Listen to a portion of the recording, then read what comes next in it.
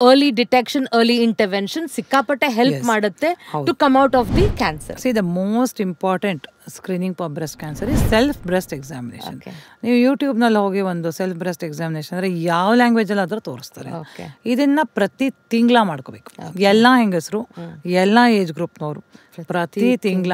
So ಯಾವ age ಗ್ರೂಪ್ವರೆಗೂ ಬರೋ chances ಇರುತ್ತೆ ಡಾಕ್ಟರ್? ಆ್ಯಕ್ಚುಲಿ ನನ್ನ ಫ್ರೆಂಡ್ ಅವ್ರ ತಾಯಿಗೆ 70s ಬಂದಿದೆ. ಹೌದು, ಒಂದು ಕ್ಯಾನ್ಸರ್ಸ್ ಜನರಲಿ ಓಲ್ಡರ್ ಏಜ್ ಗ್ರೂಪ್ಗೆ ಬರೋದು.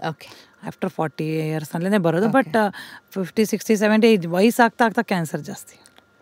ಯಾಕೆಂದರೆ ಆ ಟಿಶ್ಯೂಸ್ ಎಲ್ಲ ಓಲ್ಡ್ ಇರ್ತವೆ, ಮ್ಯೂಟೇಷನ್ಸ್ ಜಾಸ್ತಿ ಆಗ್ತವೆ, ಅವ್ರ ರೋಗ ನಿರೋಧಕ ಶಕ್ತಿ ಕಡಿಮೆ ಆಗುತ್ತೆ. So cancers are definitely higher in older age group. Menopause ಆದಮೇಲೆ ಕ್ಯಾನ್ಸರ್ ಇಸ್ ಜಾಸ್ತಿ. But unfortunately we are seeing breast cancer even in young women. ಕೆಲವ್ರಿಗಿನ್ನೂ ಮದುವೆ ಆಗಿರಲ್ಲ, ಮಕ್ಕಳಾಗಿರಲ್ಲ, ಆದ್ರೂ ಸೊ ಎನಿ ಬ್ರೆಸ್ಟ್ ಸಿಮ್ಟಮ್, ಈಗ ನಮ್ಮ ಕ್ಲಿನಿಕ್ಗೆ ಬ್ರೆಸ್ಟ್ ಸಿಮ್ಟಮ್ ನೋವು ಅಂತ ಬರ್ತಾರೆ, ಏನೋ ಭಾರ ಆಗುತ್ತೆ ಅಂತ ಬರ್ತಾರೆ, ಏನಾದ್ರೂ ನಾವಂತೂ ಅದನ್ನ ತುಂಬ ಸೀರಿಯಸ್ ಆಗಿ ತಗೊತೀವಿ. We have to take that. Exactly. And we train all our patients to do the self breast examination. ಪ್ರತಿ ತಿಂಗಳ self breast examination ಮಾಡ್ಕೊಳ್ಳಿ. 40 years ಪ್ರತಿ ವರ್ಷ ಒಂದ್ಸತಿ ಗೈನಕಾಲಜಿಸ್ಟ್ ಹತ್ರ ಹೋಗಿ ಬ್ರೆಸ್ಟ್ ಚೆಕ್ ಮಾಡಿಸ್ಕೊಳ್ಳಿ. ಆಯ್ತಾ? ಸೊ ಒಂದು ಪ್ರತಿ ತಿಂಗಳ ಸೆಲ್ಫ್ ಬ್ರೆಸ್ಟ್ ಎಕ್ಸಾಮಿನೇಷನ್, ಪ್ರತಿ ವರ್ಷ ಡಾಕ್ಟರ್ ಹತ್ರ ಹೋಗಿ ತೋರಿಸ್ಕೊಳ್ಳೋದು.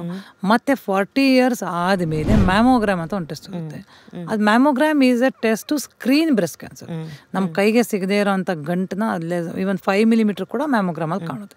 40 years ನಂತರ ಯಾರು ರಿಸ್ಕ್ ಫ್ಯಾಕ್ಟರ್ಸ್ ಇಲ್ಲದೆ ಇರೋರು ಒನ್ಸ್ ಇನ್ 3 years ಮಾಡ್ಕೋಬೇಕು ಲೈಫ್ ಲಾಂಗ್.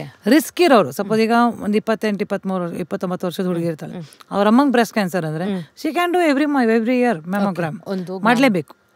ಮಾಡಿಸ್ಕೊಂಡ್ರೆ ಸೊ ದಟ್ ಏನೇ ಇದ್ರೂ ತೊಂದರೆ ಇಮಿಡಿಯೇಟ್ ಆಗಿ ಇನ್ನೊಂದು best news about breast cancer is that it is a very good tumour in the sense ನಿಮಗೆ ಬೇಗ ಡಿಟೆಕ್ಟ್ ಆಗ್ಬಿಡ್ತು ಅಂತಂದ್ರೆ ಅವರು ಆಪರೇಷನ್ ಮಾಡಿ, ಮೊದಲಾದ್ರೆ ಫುಲ್ ಬ್ರೆಸ್ಟ್ನೇ ತೆಗೆದ್ಬಿಡ್ತಿದ್ರು, ಈಗ ಅಷ್ಟೊಂದು ತೆಗೆಯೋದಿಲ್ಲ. ಇದು ಲಂಪೆಕ್ಟಮಿ ಅಂತ ಬರೀ ಲಂಪ್ನ ಮಾತ್ರ ತೆಗಿತಾರೆ, ಅದು depending on the stage of the cancer.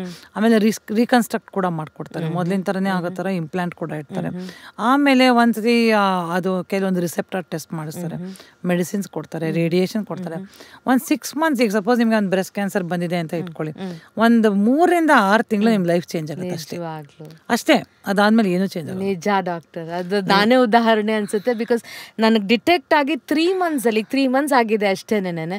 Of course ನಂಗೆ ಎಂಟೈರ್ ಮ್ಯಾಸ್ಟೆಕ್ಟಮಿ ಆಯಿತು, ರೇಡಿಯೇಷನ್ ಆಯಿತು, but you totally out of all these things. Out of all these. ಆಮೇಲೆ ರೆಗ್ಯುಲರ್ ಆಗಿ ಫಾಲೋ ಅಪ್ ಮಾಡ್ಕೋಬೇಕಾಗತ್ತೆ. ಅದು ಬಿಟ್ರೆ you can live next 10, 20, 30, 40 years safely.